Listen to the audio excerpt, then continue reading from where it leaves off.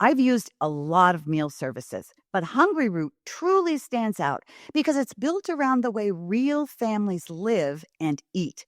They don't just send meal kits. They personalize your grocery cart and meal plan based on your preferences and dietary goals. All I had to do was take a short quiz, and right away, their smart cart technology started building a cart that fit how we eat. Now, each week feels easier, like someone else is doing the thinking for me. I've been focused on cleaner eating lately, and I love that Hungry Root keeps out over 200 additives, including things like high fructose corn syrup and artificial sweeteners. Their meats are hormone and antibiotic free, and the produce options include organic and non GMO picks. They also stock brands I already trust, like Oatly, Vital Farms, and Harmless Harvest. One of our favorite meals has been the teriyaki salmon with green beans, light, flavorful, and done in 12 minutes flat. Plus, I've noticed we waste less food, spend less time shopping, and even save money by skipping those impulse grocery buys.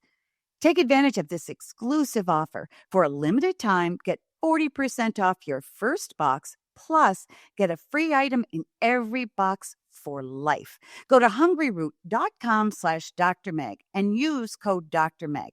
That's hungryroot.com/Dr. Meg. Code Dr. Meg to get 40% off your first box and a free item of your choice for life. hungryroot.com/Dr. Meg. Code Dr. Meg. Parents, did you know that a 13-year-old boy saved 17 lives during Hurricane Harvey? Or that a 5-year-old kid led a group of toddlers to safety after Hurricane Katrina? Well, these are just a few of the topics that we're going to hear about today. And let's be honest, we all harbor dreams of our kids achieving greatness. Some of us even dare to envision them becoming true world changers. Well, get ready for an inspiring conversation because today's guest is the author of a book that will fuel your kids' belief that they can indeed do anything they set their mind to. I am thrilled to welcome Dr. Tim Elmore to the show. I believe moms and dads, and for that matter, teachers and coaches, need to move from empathy to compassion. Moving from, I feel what you feel, and that feels better than apathy, but moving to compassion is, I feel it, but I'm not stopped from acting on this and helping you with it. So you're equipping them with compassion. I feel so much that I'm not paralyzed from acting on your behalf, even if it looks like I don't have empathy. I have compassion. So empathy is give a man a fish. Compassion is teach that man to fish. Welcome to Parenting Great Kids. Here's your host, Dr. Meg Meeker. Tim is the founder and CEO of Growing Leaders, a nonprofit organization dedicated to developing emerging leaders. His team equips students across the globe to think and act like authentic leaders, providing them with the tools they need to make a positive impact on the world. Tim's passion for empowering the next generation has led him to speak to over 500,000 students, coaches, teachers, and parents. But that's not all. This is amazing as an author. He is the author of over 30 books, including his latest masterpiece, 52 Stories of Kids Who Changed Their World. Tim, welcome to the show. It's so fun to have you back. I have to tell you, this book is one of my favorites. I already like you, Meg. It's always nice when people like your books, but really, as I told you before we started, each of my grown kids has the book because it's a wonderful book to read to your kids. Yeah. That'll give them inspiration because it talks about different heroes. And it's, so much of what we hear is negative, but this very, very inspiring. Now, this book is very different from your other books. Why did you decide to write on this topic? A couple of reasons come to my mind, Meg. One is I've been working with young people now for over 40 years. Actually, 1979 is when I first started teaching and working with youth. And over the years, I've kind of collated or curated some of these great stories that found themselves in the book. And I thought to myself, you're right, what you just said, Meg. Most of the time, the stories we hear are negative on the news about kids, mental health issues. They just committed a crime downtown. And I'm going, oh my gosh, there's just as many amazing stories, but that's not what we hear because that's not what gets the news. So I loved actually going through these stories myself. And as I wrote them, I was inspired myself. But the other reason is I have found that sometimes families have lost the art of having conversation together. Dinner time is not dinner time. It's get the chicken nuggets in the minivan, race to soccer practice, the next thing. And we're not having great conversations about our day or how to debrief the day. So at our home, when our kids were growing up, we made sure that 5 out of 7 nights we had dinner together. And I actually told some of these stories back in the day, just start. So that's what I wanted to do is create a resource that here's a story, here's 3 discussion questions, here's a link to a video, have a great conversation. So that's kind of my answer to your question. But it's a perfect way to get parents to engage with their kids. Now, Dr. Elmore, you brought a very special guest with you. Her name is Krista, and she's a junior at Boston University. Can you tell us a little bit about Krista? Yeah, well, Krista, I'm going to embarrass you. She's one of my young heroes, and she feels funny about that because she thinks I'm an ordinary person. But Krista, you and I met when you were in a high school program called Gwinnett Student Leadership Team. She had been handpicked from her high school as one of the student leaders. She was a person of influence as a teen. But I remember one of her stories, and I'm going to let her tell. But Meg, you're going to love it. Mhm. Not the middle, in the beginning of the pandemic. Wouldn't that be true, Krista? Yeah. You were wrestling with your own struggles. You were at home. You wanted to be on spring break. Nobody went on spring break, but you found a way to turn, a problem into a possibility. Meg, could I ask her would it be okay if she just told that story? Absolutely. I'd love to hear it. So when COVID first hit, I had no clue what to do with myself. I was a busybody. I loved being with people and making a difference. And um, sitting around my house was horrible for my mental health. And I just felt so drained all the time. And I was like, I want to make a difference. But I am not a doctor. I'm not a nurse. I'm not in healthcare. And so I was trying to figure out how I could. And I saw somebody who was doing a similar program in a city nearby. So I started the Gwinnett Meal Bridge, which partnered with local restaurants and our hospital. So people would donate money to the local restaurants, and then those restaurants would make meals to deliver to the hospitals. So it helped keep our restaurants afloat that were local and had no other source of income at the time.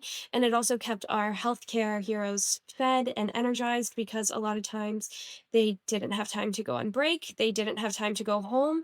They were, completely overwhelmed and understaffed. And, I had a lot of friends whose parents were in healthcare. My aunt and uncle are in healthcare. And so hearing all these stories, I was like, they need to be supported more than they are right now. And what can I do to help that? And so it gave me something to do. It fueled me completely. And before this, I had always enjoyed service and always enjoyed leadership, but I didn't understand how much of a part of me it was. I didn't realize how fueled it made me feel because I had just always been doing it and I didn't get the opportunity to not do it. You know what I mean? So when I was sitting there unable to do anything, that switch to being able to really make a difference was just so phenomenal for me, and it made me feel like alive again and like I had a purpose.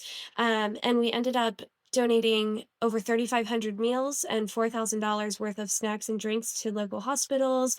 I also made little care packages for like retirement homes and retirement communities and like local clinics that were helping underprivileged people in their communities. So it did make a difference. And I heard about how impactful it was from those hospital heroes, and they were thanking me and I was thanking them, and it was such a fueling experience. And it also really showed me that this is something that needs to be a part of my life, that leadership and service need to be a part of my life and need to be a part of my future job. And that was a very important lesson to learn right before I went to college.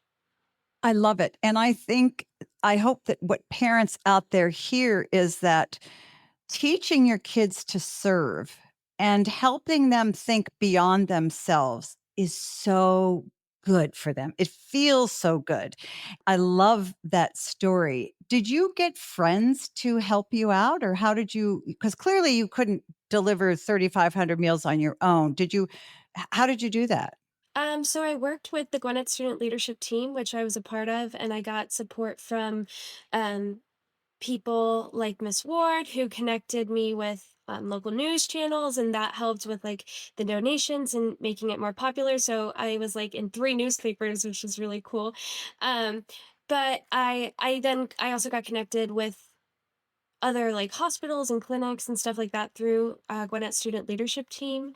I did do a lot of the delivery and pickup. I mean, I had nothing else to do, so um, my mom drove and I picked everything up, put it in our trunk, and then delivered it to the hospital. And um, yeah, but I had a lot of support from the community. It was hard because you can't really get together with anyone at that time. So it's hard to meet. It's hard to like coordinate. Everybody was new to Zoom and new to these like this was first, second week of like the shutdown. So um it was really hard to kind of coordinate with people like that.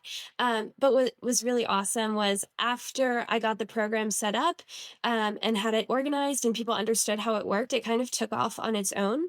So local restaurants were, once they were able to, reopen for outdoor seating, they would say, "Do you want to add $10 to your bill and we can send a meal to the hospital?" And so a lot of meals came that way. Or people would do roundup programs like, "Do you want to round up your change?" And that'll help deliver a meal to the hospital.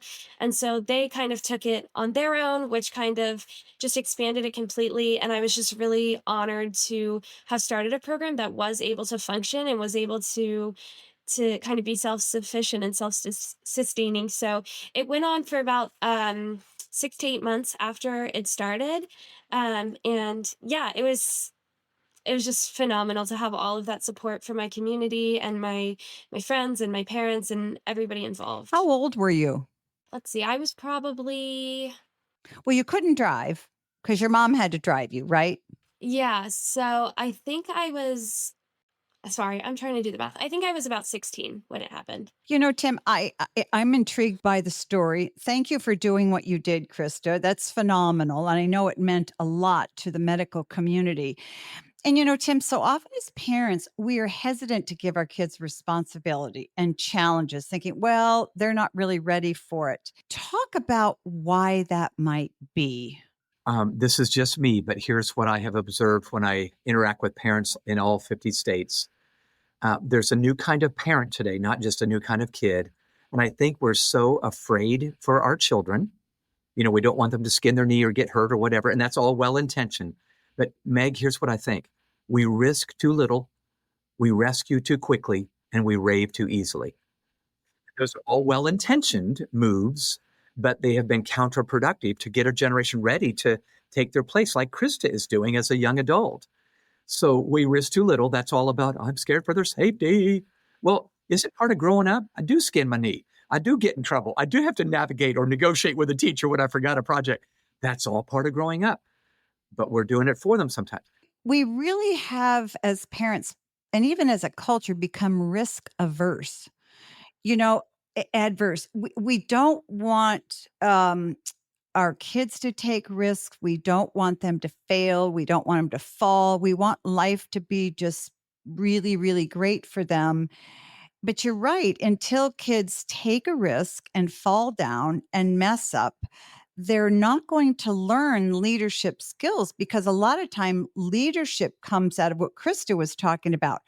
You're really struggling with something and you need to oomph your way out of it. And that's an incredible skill for kids to learn, don't you think? Absolutely. In fact, a number of years ago, I did a book called Artificial Maturity. It sounds derogatory, but it's really not. Here's what artificial maturity is. Kids in our day are overexposed to information earlier than they're ready and underexposed to firsthand experiences later than they're ready. In that book, I did some research and I discovered 100 years ago, now that's a long time, but 100 years ago, 4-year-olds were doing age-appropriate chores around the house. 7-year-olds were doing some of the work on the farm. 9-year-olds were leading some of those tasks on the farm. 14-year-olds were driving cars. 17-year-olds were joining the army and fighting in World War I. 19-year-olds were getting married and having children. So I'm not saying we need to go back and do that. I'm just saying it's in them to be so much more than people that get lost on TikTok or Instagram. We have dumbed it down. Kids are ready for high stakes more than we think they are. And if they get into trouble, it's because we've not challenged them to solve problems and serve people. I'm sorry that I'm obsessed with this. Solving problems and serving people is a sign of maturity. And I think, Krista, I'm going to embarrass you. You have shown that's what I love to do. Solve problems, serve people. That's what that whole thing was about for those months that you were there in 2020. And you found out you won in the process. I got I did. mental health problems I've got, So I just believe we can make the difference as caring adults, parents, teachers, coaches, if we'll say, I'm going to give them a high stake project or challenge. And I'm going to be right beside them, but I'm going to be their guide, not their God. And they may fall down. I'm going to help them get back up, but I'm going to show them, and they're going to show themselves they can really do something. Krista, how did you feel about yourself, or what shifted, or what perspective about life and yourself, if it did shift, before you did this work and after you did this work? I did talk about how I was struggling with my mental health and I felt a lot better. I learned a lot about what leadership and service really meant to me, but I also felt so accomplished and so like like I can do anything. Like it was so ambitious. It was so scary. It was overwhelming. I had no clue how to start, but those leaders in my life, my parents, adults, at my school through GSLT, they all guided me and they helped me and it happened. And it just felt phenomenal. And it was really, I think, foundational to my willingness to innovate and my willingness to create and make an impact and put myself out there. I did fail during it. I How did you fail? How in the world could you fail at something like that? What happened?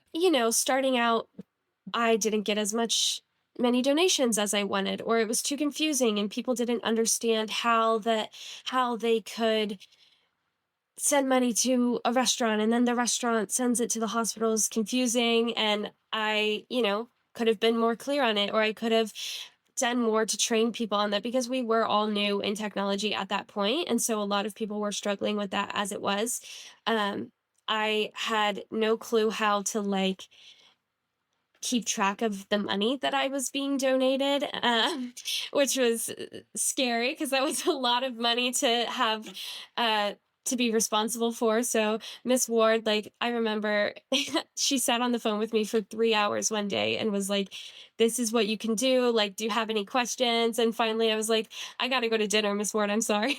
But yeah, I mean, it wasn't huge failures, and I have had those things that haven't worked out the way I wanted them and I've pivoted, but this was just an example of like making a mistake pivoting, and I think that that's how I learned and that's how I experienced it. And it taught me to pivot faster and it taught me to be adaptable, and I feel like I have always kind of had those skill sets, but I never really put them into play, and I never really had something that I said, this is what I did, and it was awesome. You know what I mean? I have to take a quick break, but before I go, I want to invite you to follow me on Facebook. You can find me as Meg Meeker, MD, or simply enter the handle at Meg Meeker, MD. You'll also find a link in the bio for quick access to additional resources. We'll be right back. You know that moment when your child lights up because something finally clicks? That's what every parent wants, to see their child thrive. But when school just isn't the right fit, that joy can fade. That's why I want to tell you about K-12 powered schools. These are tuition-free, accredited online public schools for kindergarten through 12th grade. They're designed to meet your child where they are, so they can learn at their own pace, in their own space, and a curriculum that fits their unique learning style. And here's what sets it apart. This isn't homeschooling. You're not the teacher. K-12's state-certified online educators are trained to make lessons interactive and engaging using innovative technology. And your child still gets social experiences, clubs, extracurriculars, even in-person events. K-12 has helped over 3 million families give their kids the tools to thrive, and they've been doing it for more than 25 years. It could be exactly what your child needs. Visit k12.com/Dr. Meg to find a tuition-free K-12 powered school near you and enroll today. That's k12./DRMEG, all caps. Some days, parenting feels like chasing moments that never quite land. You ask a question, they shrug. You try again, they look at their screen. And you wonder, why is this so hard? That's why I love FamGabs. It's a 70-card deck created by a child therapist who spent 16 years working directly with families, helping parents and kids break through the awkward one-word answers and really connect. The questions are open-ended, thoughtfully chosen, and designed to get your child talking and keep the conversation going. There are even bonus cards just for parents to help you build your confidence in your connection toolbox. If you've ever wished for a better way to understand your child or just to have more meaningful conversations as a family, FamGabs is such a gift. Search FamGabs on Amazon and use promo code DrMegPod during checkout to get 10% off your order. That's FamGabs on Amazon. Use promo code DrMegPod and get 10% off your order.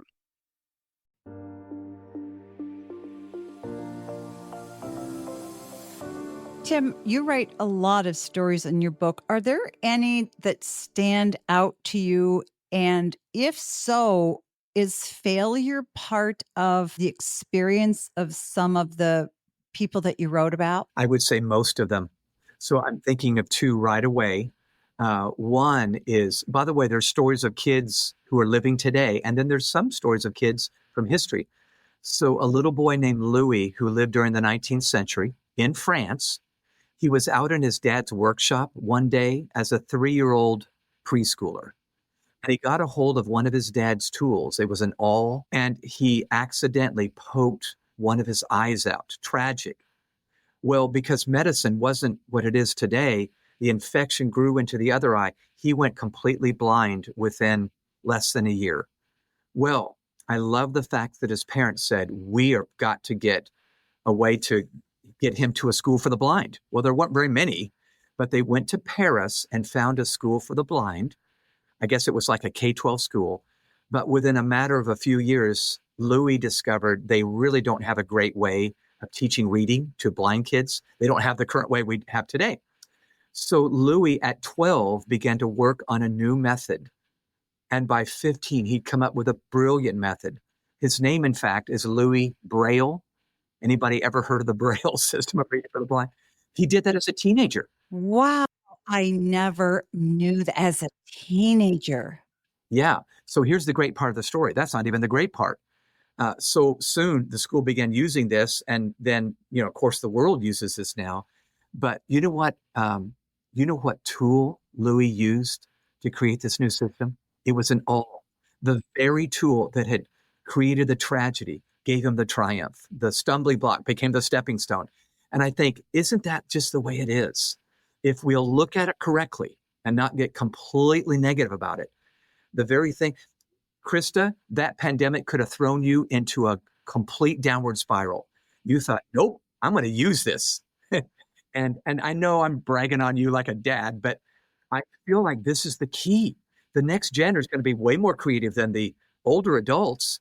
They understand culture and have intuition where culture is going. So yeah, they're going to need to learn some timeless skills that we can teach them, but they've got some timely intuition that we need. So that was one of the stories. Another story that I love. Well, gosh, I'm even sorting through what story do I not tell.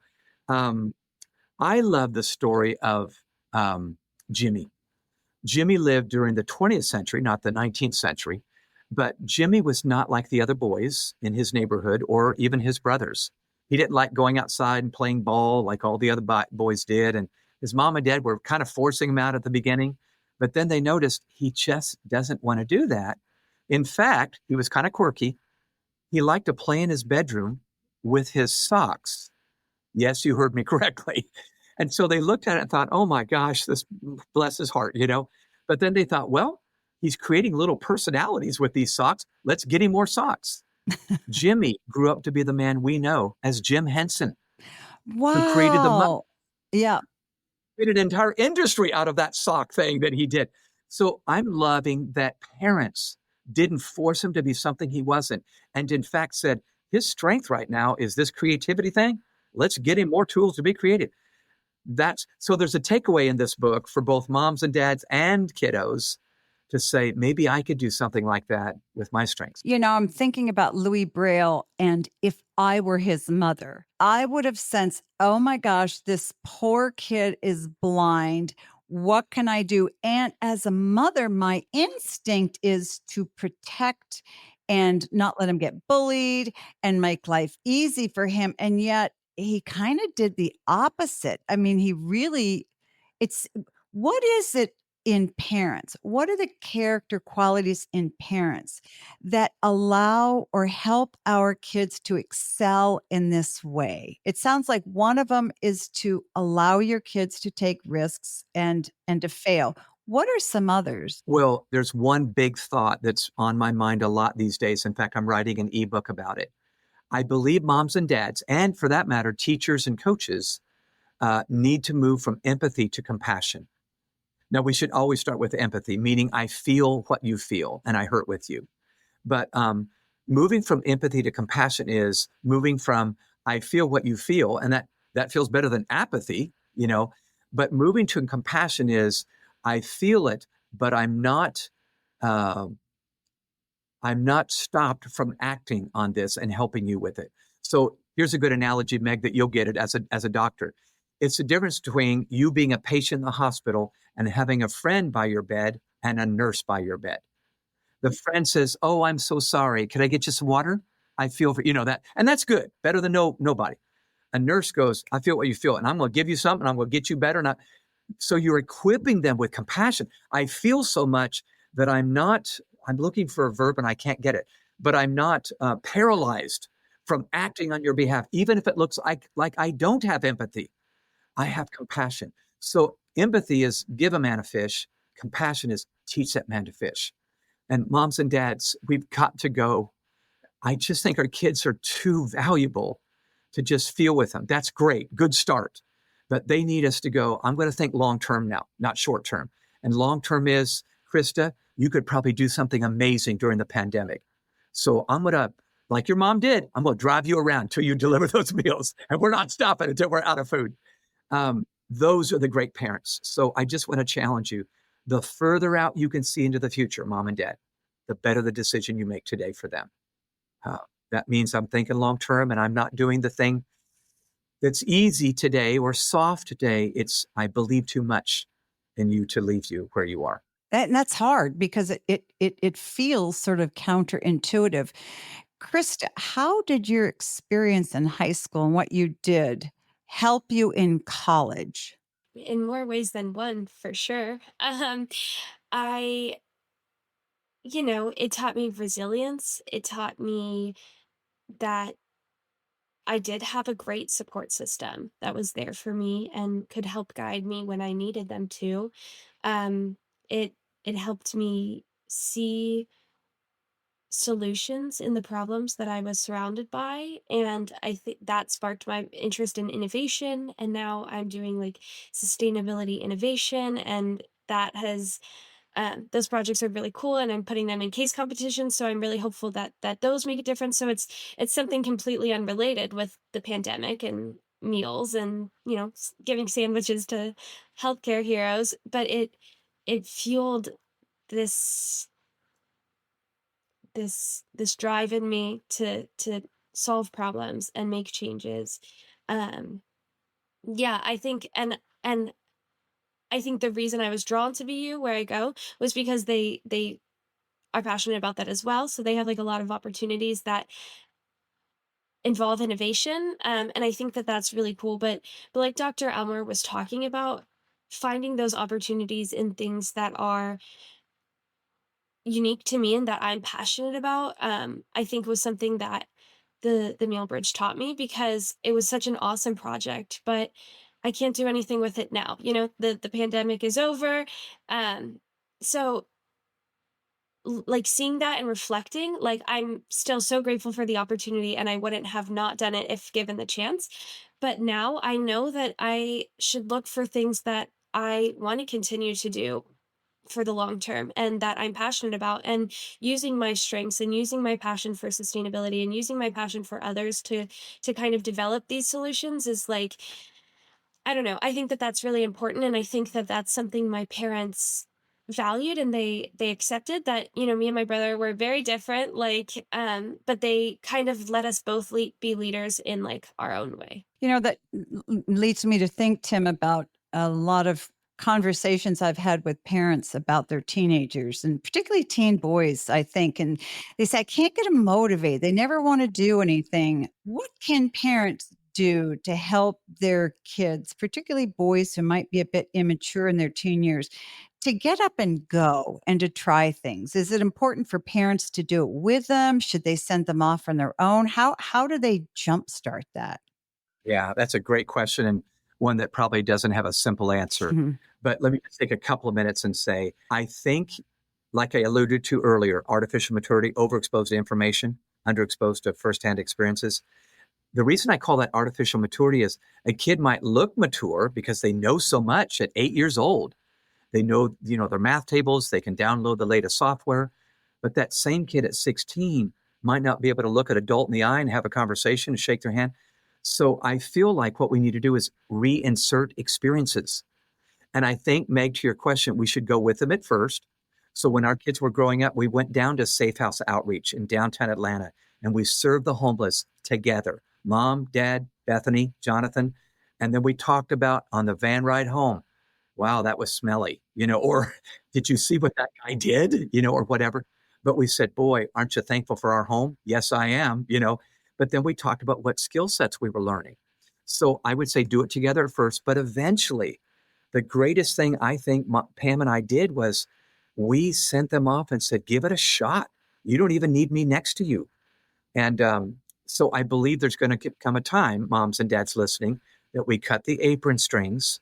We send them off to Boston University, maybe, or wherever. But you know why we do that? We believe in them. So my daughter went off 1,500 miles away. My son went off 3,000 miles away to LA, go to college. And at first I was thinking, oh, darn, do they not like us? Oh, no. I think they love us, and I think I love them. They were feeling so ready to do this on their own. So I'm trying to find my words. Moms and dads listening, I know you adore them, and you think what adore them means is keep them close, keep the apron strings tied tightly around them and let them know. I think real love is, I'm going to get you ready. So here's one example. My wife, when our kids were in middle school, she had them doing their own laundry. And it wasn't a punishment. She said, kids, in 4 years, you're going to be out of here.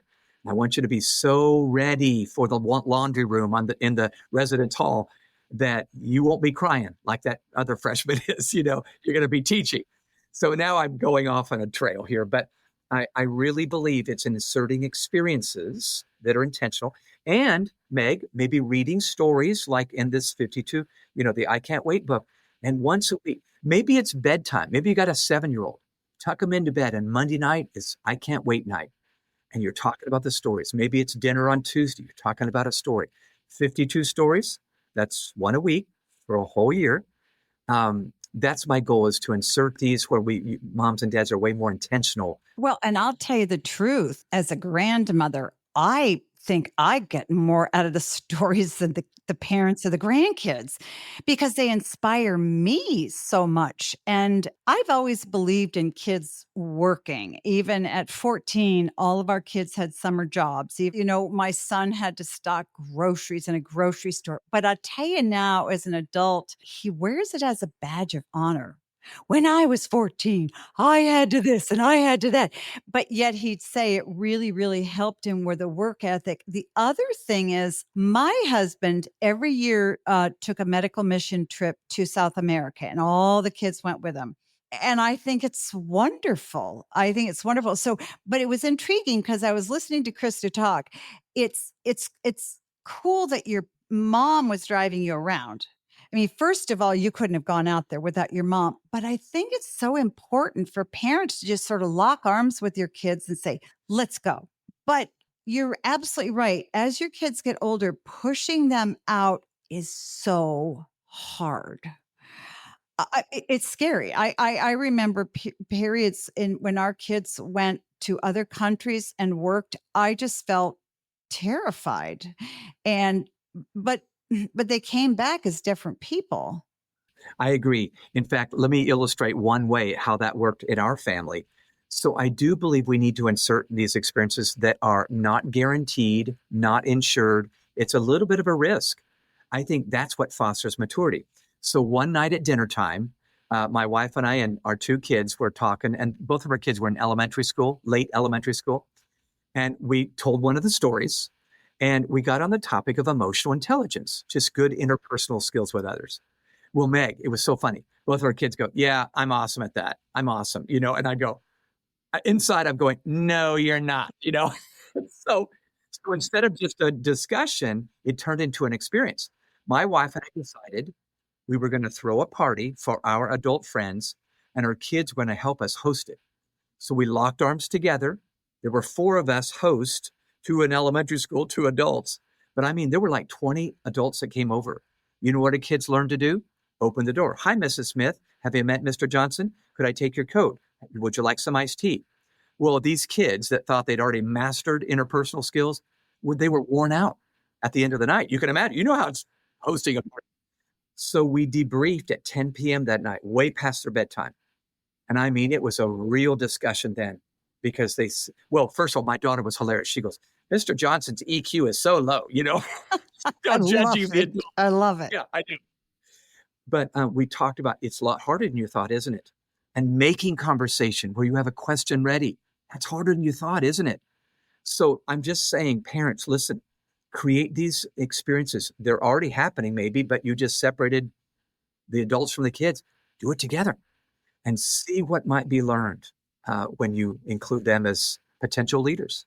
I love it. I think that, you know, other adults in your child's life, your friends, as parents' friends, are critical in having an impact on younger kids. And a lot of that is teaching kids how to communicate in a comfortable way and a respectful way with other adults. And I think that sometimes we so underestimate kids, particularly in high school, because we have this mantra, oh, what teenagers need is more peers. No, what teenagers need is more interaction with your peers, mom and dad, because that's how they really sort of learn what it looks like to act and talk like an adult. We only have a couple more minutes, and I'm intrigued, Tim, that you say the kids in the Gen Z and Gen Alpha are going to lead the way into the future. How are they different from other generations, do you think? Well, they didn't just grow up with a cell phone, they grew up with a smartphone. And that's been a bit of a game changer. Wouldn't you agree? So what I'm hearing in corporate America is the age of authority is dropping. In other words, it used to be the older folks, the elders, they have all the wisdom, just listen to them. Well, now kids are coming in, graduating from college into a job. And while they do need to learn a ton from the 45-year-old boss, they've got something to add. They may help the company monetize TikTok for the marketing department. So I think we need to be listening as well as telling. And Meg, to your point before, I know we're short on time. The smartest decision we made as parents, Pam and I, when our kids were growing up, at 13 years old, we introduced a rite of passage experience to our kids. With Bethany, she and I together in the 8th grade, when she was in the 8th grade, we picked 6 women that would be one-day mentors for her that year. Women that she thought were really cool and that her mother and I really respected as wonderful role models as females. Some were working full-time jobs, some were stay-at-home moms, but they met and she talked to adults once, 6 times a year, learning to make conversation. The first gal was Sarah. She's a nurse in the maternity ward. She took Bethany with her into the maternity ward. Bethany was helping women give birth to babies between 9 and 3 that day. Scares me to death right now thinking about it. Then Sarah took her into a class at the hospital that she taught for unwed mothers. And she was with teenagers that were pregnant and probably didn't want to be.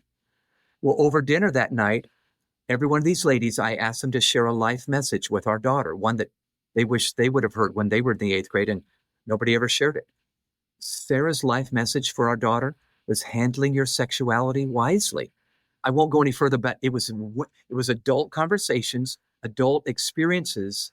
And at the end of the year, we had all the ladies over to our house. Many of them had not met each other. They met each other. Bethany served them dinner. So, Krista, it was serving other people.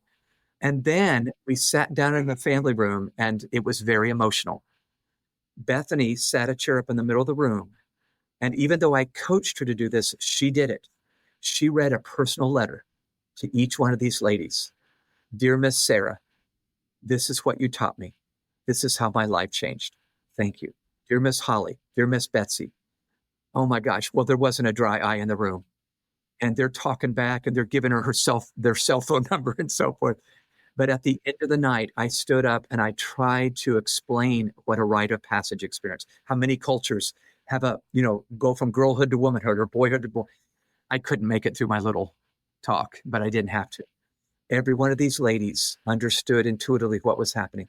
They got up from the sofa and chairs, knelt down on the carpet, and looking up at our little girl, just spoke words of blessing. Bethany, you're going to be a great leader. I can just see it. Bethany, you're going to be a great wife if you choose to be. You're going to be a great mom if you choose to be. Oh my gosh. That year, she pivoted from thermometer to thermostat with her friends because the voices of other adults.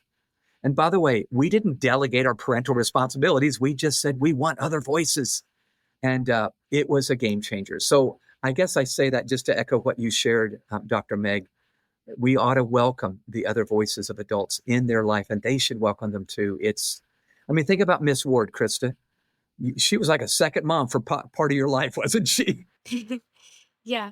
I was just going to say, I think it's also important to give children those voices as an adult. Like in high school, I was in such a weird place where I still had to ask to go to the bathroom.